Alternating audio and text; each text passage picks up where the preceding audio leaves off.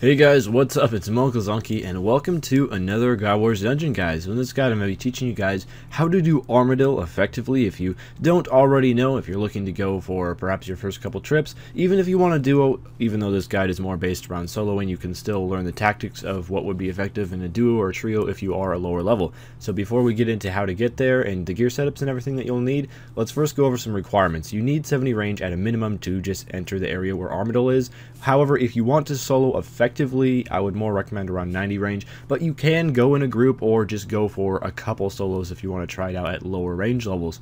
Also, defensively, I would not recommend going there with under 70 defense and at least some Armadyl or Barrow's armor because it provides a pretty decent defensive bonus. However, if you have higher, like 80 plus, that's going to help you out quite a bit more and you'll take a little bit less damage.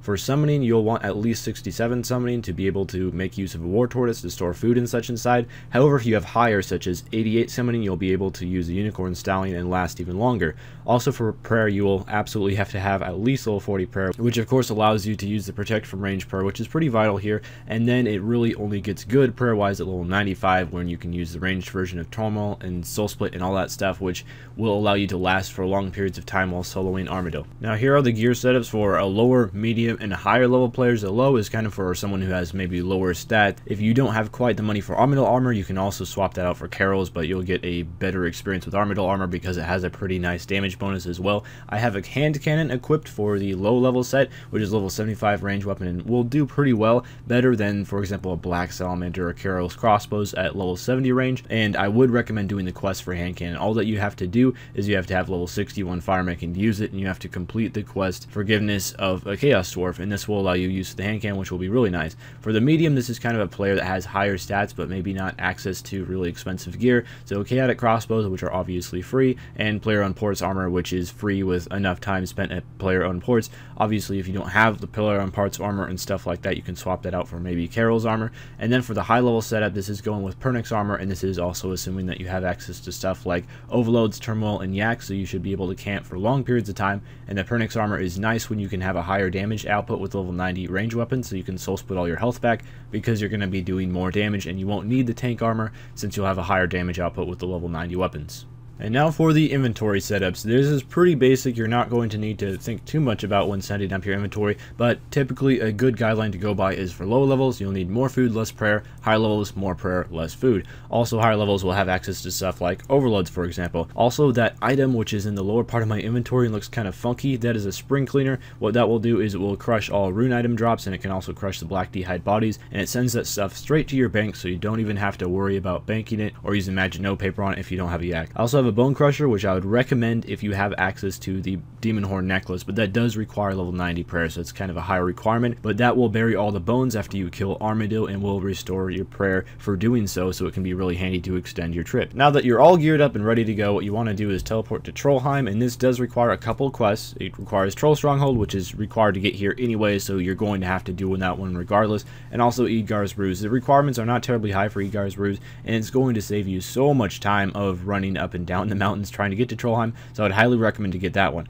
Also, if you have the Shard of Zeros, which was suggested in the gear setup, which is from the Fate of the Gods quest, nothing will attack you in this area. If you don't have the Shard of Zeros, just make sure you bring some sort of Armadyl related item so that you're not going to get destroyed by the Avian Seas. So you want to kill Avian Seas for the kill count. They are weak to range. They are relatively easy to kill as long as you have a level 75 plus range weapon, and you can also get quite a few noted adamant bar drops from them, which makes getting the kill count fairly profitable as well, which is always nice. So it is possible to solo Armadyl at fairly low levels without the best gear or anything, but the only thing that I have to warn you guys about when soloing Armadyl with this lower gear is you're not going to be able to stay for a terribly long time, even if you have your tortoise or beast of burden completely filled all the way up with sharks. So the only time I'd really recommend to do this is if you are looking to duo with some friends, or if you have some sort of boss challenge to kill Armadyl. I know there is a daily challenge to kill a couple God Wars dungeon bosses, so maybe something like that would be a good reason to go. So you just want to stand in this corner here up at the very top and pray range, as well as drink your super pots, and if you have the prayers from the Knight's Training Ground after you complete the King's Ransom quest, you want to go ahead and activate that to boost your prayer up a little bit, or just use your standard prayers on your standard prayer book to boost your prayer. And you just want to go through the basic abilities here. Make sure you use Rapid Fire and Snapshot as much as possible, as well as you can use Death Swiftness if you have unlocked that ability from the World Wakes quest. If you haven't unlocked it, it's not terribly important, but it will will speed up the kill a little bit.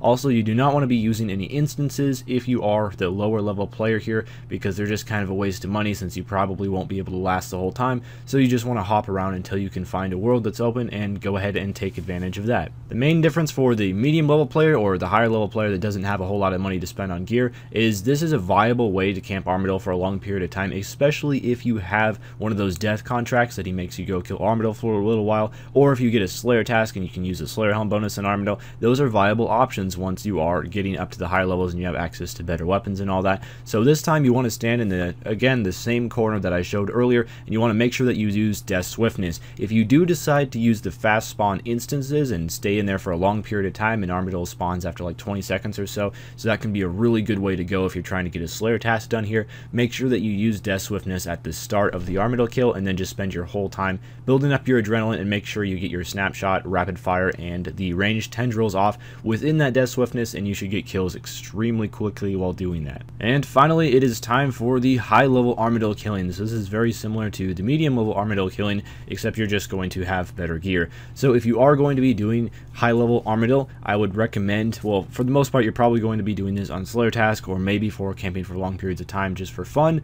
Kind of a strange thing to consider God Wars Dungeon for fun, but hey, I don't know what you guys are into. So you want to make sure that you just, when you are entering that door, instead of just going straight in like I do here, you want to click on make an instance, and then you want to pay that 200k for 1 hour, and make sure you set it on fast spawn, because Armadyl will spawn incredibly fast and just about double the amount of kills that you can do per hour, because unfortunately with the regular instance you have to kill all the minions before you can hop, and that is kind of annoying because it slows down your kill speed a little bit. So again, just make sure that you're getting Death Swiftness up as quickly as possible, and make sure you pop the tendrils, the snapshot, as well as the rapid fire, all while you're within that swiftness time, and that's going to make you just do ridiculous damage. And by the time you're done with all three of those thresholds, Armadyl should be just about, if not already dead, which leads to, I think my fastest kill time is about 30 seconds for Armadyl kills. That is really fast. About 60 kills an hour is about what you're going to get up to using the fast spawn instances while on Slayer task with that bonus damage from the Slayer helm and all, and that all adds up to some really good range XP as well as money. So there is one final thing that we have to go over in this guide, and that's something that we haven't discussed at this point. It says your motivations to do Armadyl, your rewards for doing so. Is it good money? Is it good XP? Well, heck yeah, it is great XP, great Slayer XP as well if you do manage to get a Slayer task from here, and also very, very good profit considering how easy it is to do compared to some other higher level bosses. So first of all, it's about 8.1k range XP per kill, and that is counting the fact that you're killing Armadyl and at least 2 minions, which you do have time to kill on the fast spawn instance, and of course you get a little bit extra range XP from those minions. So if you're not killing the minions, for example, you have an Armadyl Slayer task and you want to stay there as long as possible, and you forget the minions, you'll get a little bit less range XP per kill. Also is about 3.6k Slayer XP per kill, again factoring in that you're killing 2 minions every single kill. You can additionally just ignore the minions if you want to make the task last as long as possible, but if you are killing them, it's about 220k Slayer XP per hour. This obviously does not count the time that it takes to get kill count, so it's going to be a little bit less than that for actually doing a Slayer task here. Now the profit is about 3 to 4 mil. I averaged the price of the drops and it came out to about 2.7 mil for managed to get any Armadyl drop, and the drop rate is about 1 in 68, so you can expect just about 1 drop per hour, or about 1 in 63 drop chance if using a Ring of Wealth, which I personally like to use when going to God Wars Dungeon. So if you are again going with the kill rate of about 60 per hour, which of course is a kind of maximum kill rate, you're not going to be getting that if you are one of the lower or mid-tier players, or even if you're duoing, but this is more just something to look up to, something to try to achieve in the future. As you continue to progress and get better weapons, you will eventually near that 60 kill rate per hour, which is very easily obtainable with level 90 weapons, overloads, turmoil in the fast spawn instance, and that is still pretty good money even with the prices of Armadyl items right now. I think the most expensive one is the chest plate at about 5.3 mil. Not all that expensive if you really think about it, but that does lead to a pretty decent profit rate per hour considering the prices of the items now. So anyway, I've rambled on for long enough. Hopefully this covered Armadyl pretty well for you guys if you're just learning, or if you wanted some tips for how to do Slayer tasks there and such, and now that you have the XP rates. So thank you guys for watching. I will be doing Saradomin and Zamorak guides hopefully soon. Already redid my Bandos, so look forward to those, and I'll see you guys tomorrow with a new video. Farewell.